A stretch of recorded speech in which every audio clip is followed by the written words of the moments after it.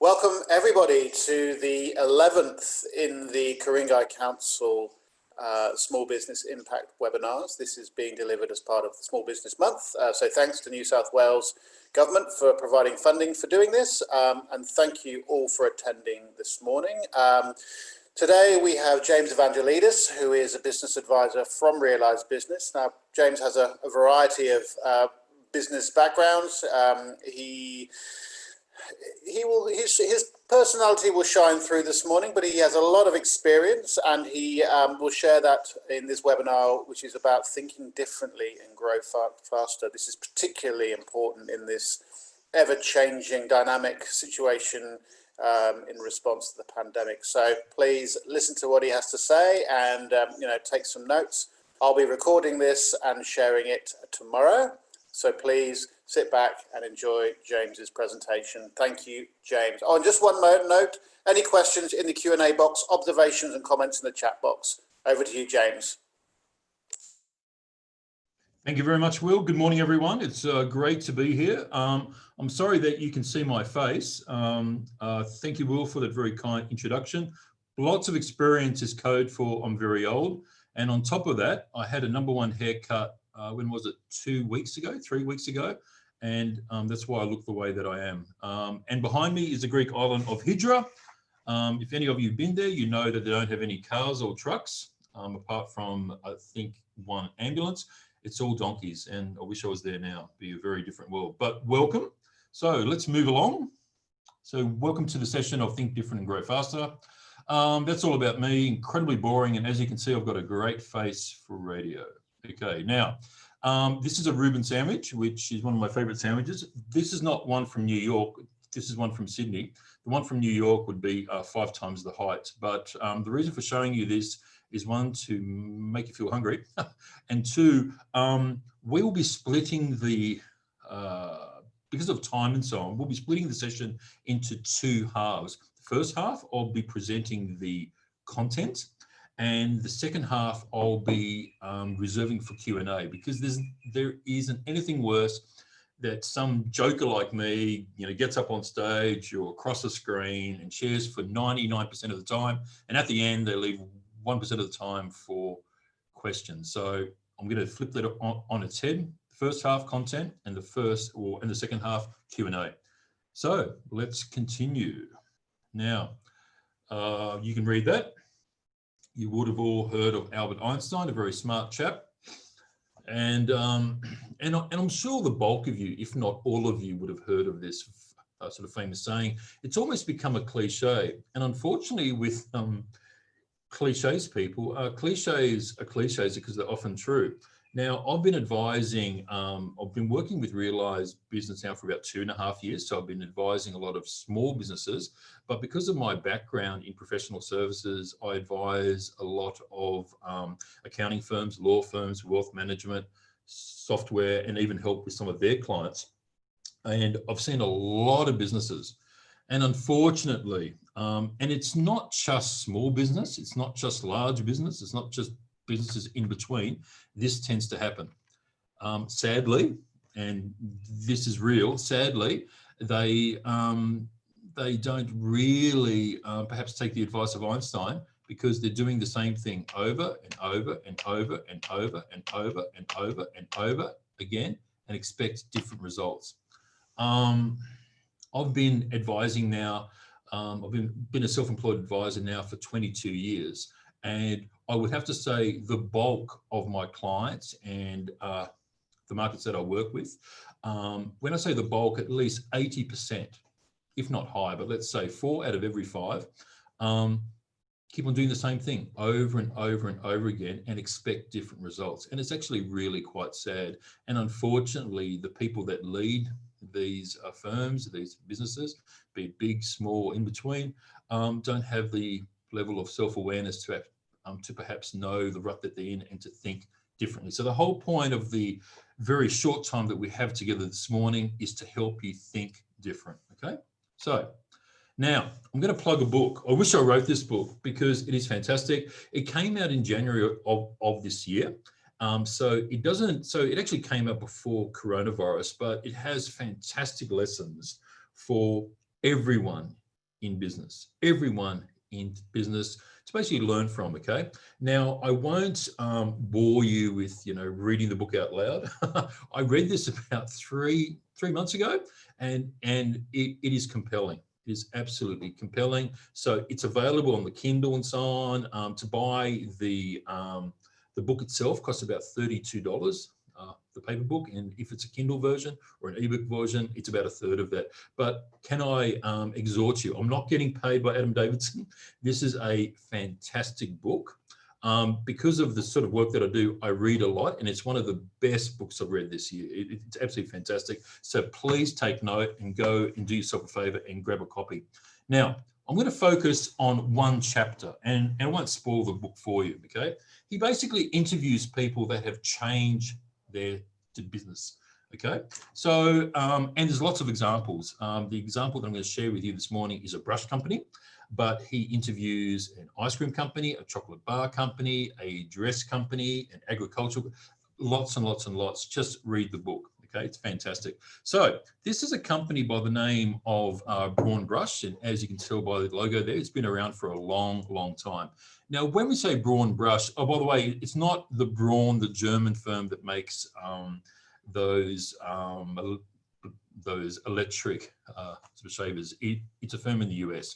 They make these sort of brushes. They make brooms and brushes and so forth. Okay, so it's a very common product range. They had several hundred types of different brooms and brushes and all these huge amount of things just to do basic household and tasks to sweep down the floor of a warehouse or something. Okay, so really basic sort of product.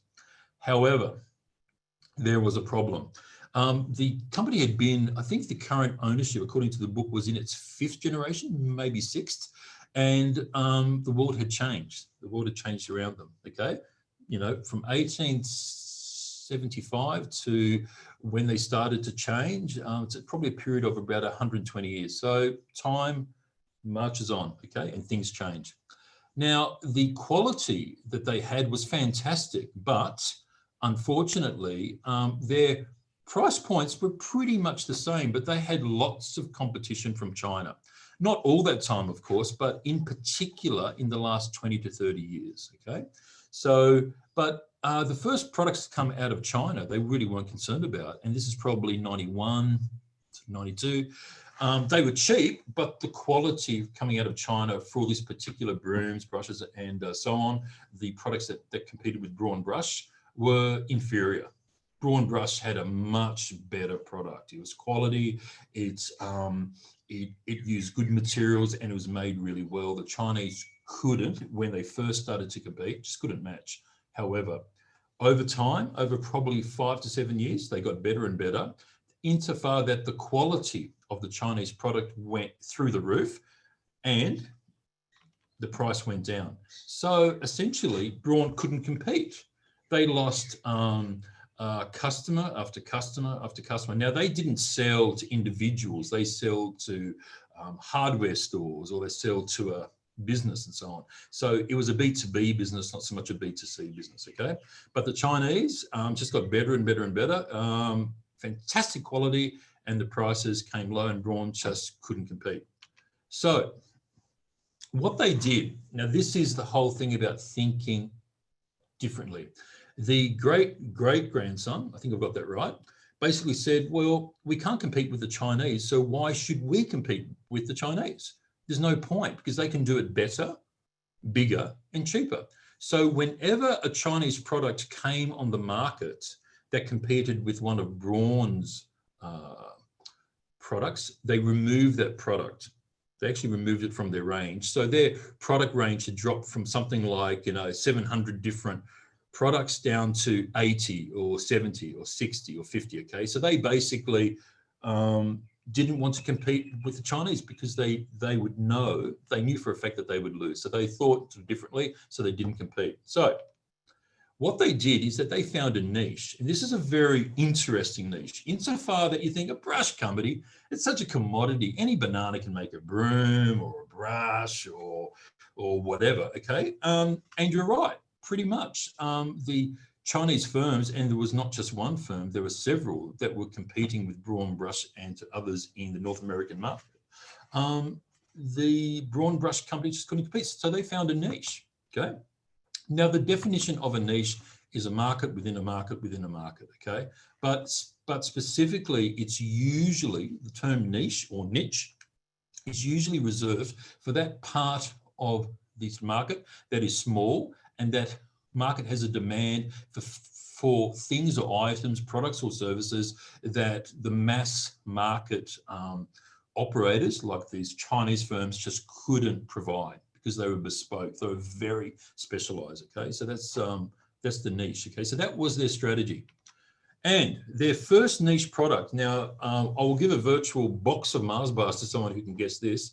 They were phoned in 95, 96 by a nuclear power plant operator. To cut a long story short, they asked them, can you develop a product to clean the inside of a nuclear reactor? Because I don't know if you're aware of this, but nuclear reactors need to be incredibly clean on the inside, and they need to be maintained on a regular sort of basis. So I don't know if they do that each week or each month or each quarter, but the problem was that the brushes that they were using were leaving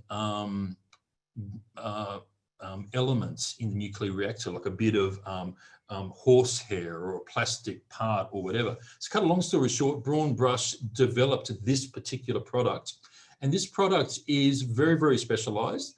It used $12 apparently of raw material for the prototype, but it took, you know, hours and hours and hours to actually develop. But they sold the product for something like I think they said $8,000 per unit. So this is a very specialized brush, and it can only be used once. Once you clean a nuclear reactor, you can't reuse it, so it's used once. So this is a niche within a niche within a niche. And the owner responded to this and said, yeah, we've never done this before. He was honest with this client, well, with this prospective client. So he said, but we will come up with something. So that's what they did. And this started this whole process of working in those areas that the Chinese or the large manufacturers like around the world couldn't compete with, because these were very time intensive products to develop and took a lot of research. And that was the opening. And from that point on, they now are the world leaders in lots of very special applications. Okay, so because of time, I won't go through it all, but one of their more recent ones, about 10 years ago, they made a special brush for the Mars rover.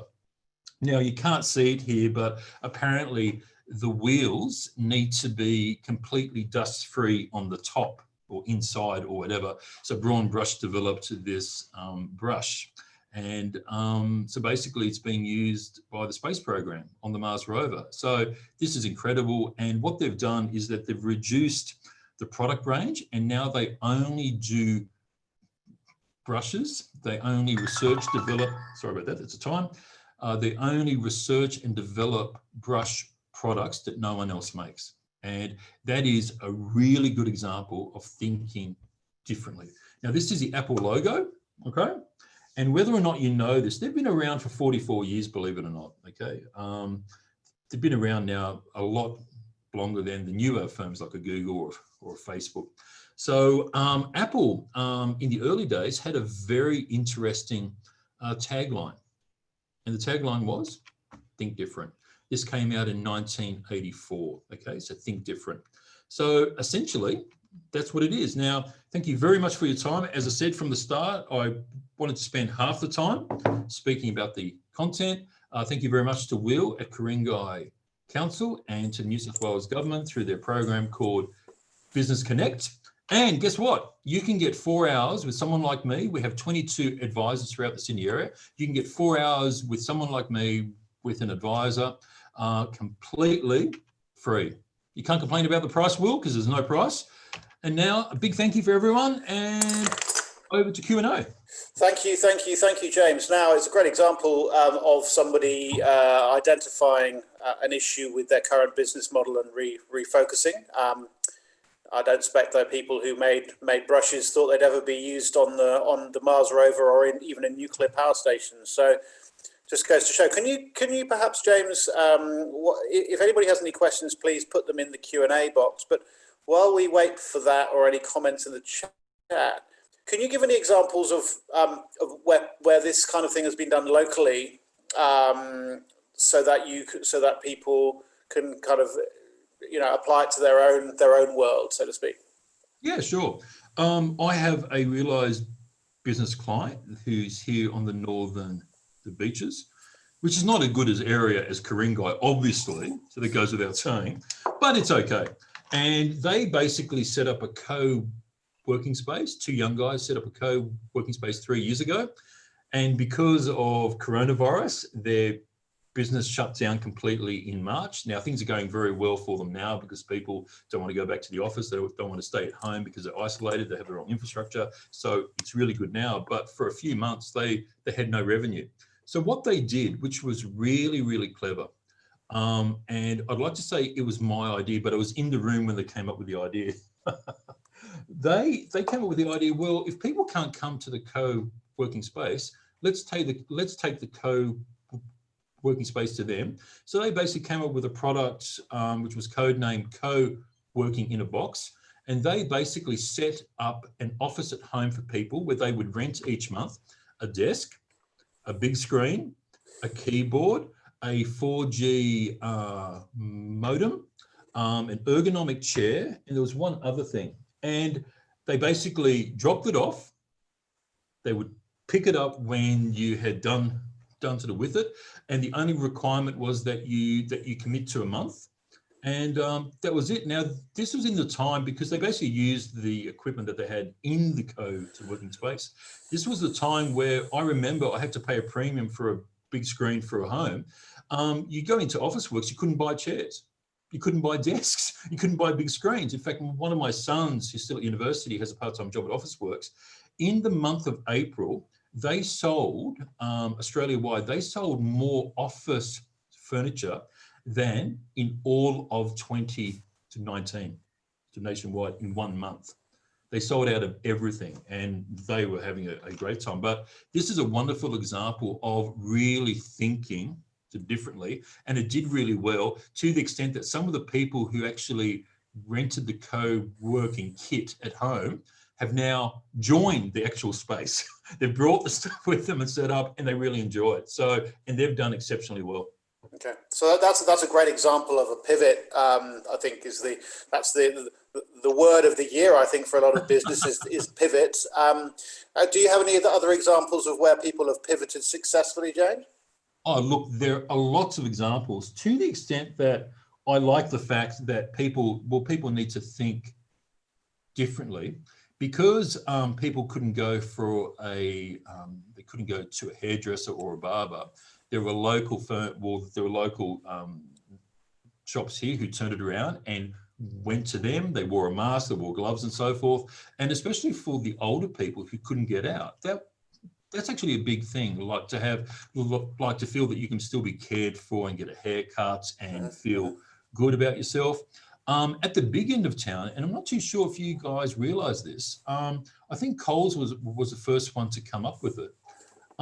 Back in the days of lockdown here in Sydney, Coles came up with a product where it was a fixed price, and you would buy this box. And the box had basically grocery essentials in it, and it had a fixed price, and you didn't need to be a Coles online customer to do it. You could come in as a guest and so on. And for I think it was $49.95, you would have bread, milk, eggs, essential things to keep someone going, a family going for 2 or 3 days, inclusive of the delivery delivered to your door. And I think if you ordered by 12 o'clock or 2 o'clock that day, you'd get it that evening. It's a really efficient. Now that's the big end of town and so on, but that was pretty impressive. That was really impressive. And can you give an example of where you've seen businesses kind of stubbornly stick to their existing business model, and they failed because of it when there were possibly a lot of new options they could have looked at? Yeah, look, unfortunately, the retail stores in our area and so forth, Some closed down and thought, okay, that'll be fine. My customers will remember me when we come out of lockdown and so on. And they didn't actually pursue other options of either having a phone service, even something as basic as that, having home delivery, having a website or some online presence that allow their customer base to still interact with them. They stuck to their guns. In fact, I can think of this local shop that sold ladies' shoes. It opened 6 months before, so it opened in September, I think, of last year. Right. And they had a nice trade going and so on, but and now they don't exist. And it's really, really sad. And I think because it was run by, and it's not an age thing, this person was obviously a very experienced retailer, but she was experienced in brick and mortar, not perhaps a new way of engaging, and now they don't exist, which is Fair sad. enough.